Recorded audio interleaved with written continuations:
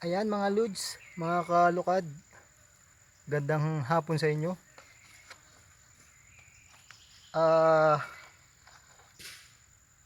Tapos na kami mag-ipon, tapos na kami magtabas. Kaya nandito naman ako at mamaak. Nandito sa kabilang timbon si pamangkin. Siya yung nauna sa akin, sumunod lang ako. So maghihilar siya kasi may kalabaw siya at magbabaak. So ngayon yun ang video ko ngayon. Naka jacket pa rin ako at naka pantalon o basta wag lang short ang suotin nyo para protection sa lamok, sa mga matutulis na pinagtabasan.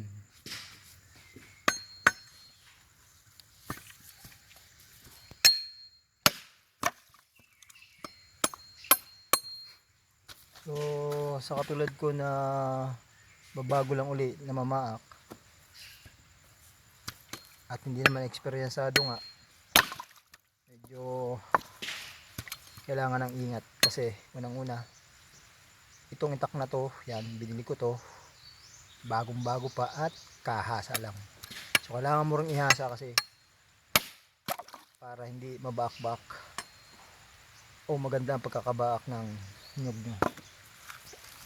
So kailangan mag-ingat.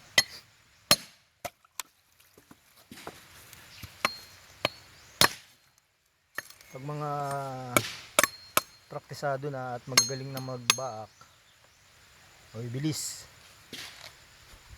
So ako naman saka-saka na ako. Yan mga lods, ang isang dahilan kung bakit bumabagal ang pagbabaak, hindi mo maiwasan na may mga tubo na yung nyug. No?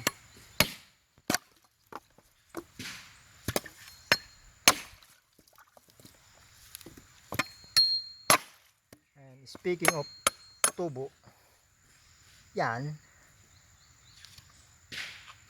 napakasarap niyan. Oops, nalaglag. Sausaw muna natin. Bago natin kainin.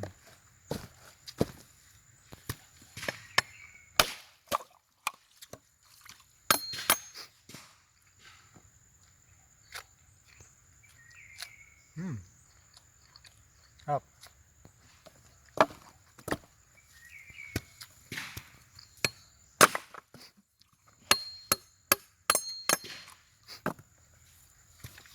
So nga pala mga lods, mga kalukad, pagbabaak kailangan dapat meron kang goggles kaso alam mo na, kaya kailangan mo na lang magpapungay ng mata at magpapogi na lang para protektahan mo ang iyong mata.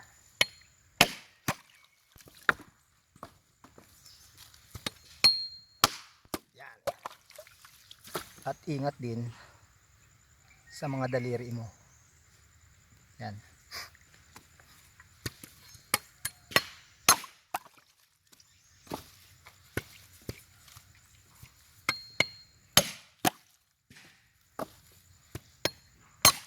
Shoutout sa mga magbabaak ng nyug at parating mag-ingat.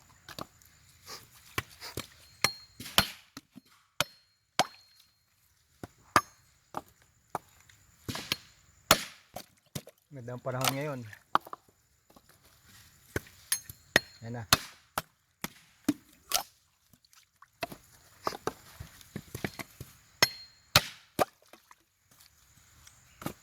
So hanggang dyan na lang mga kalukad.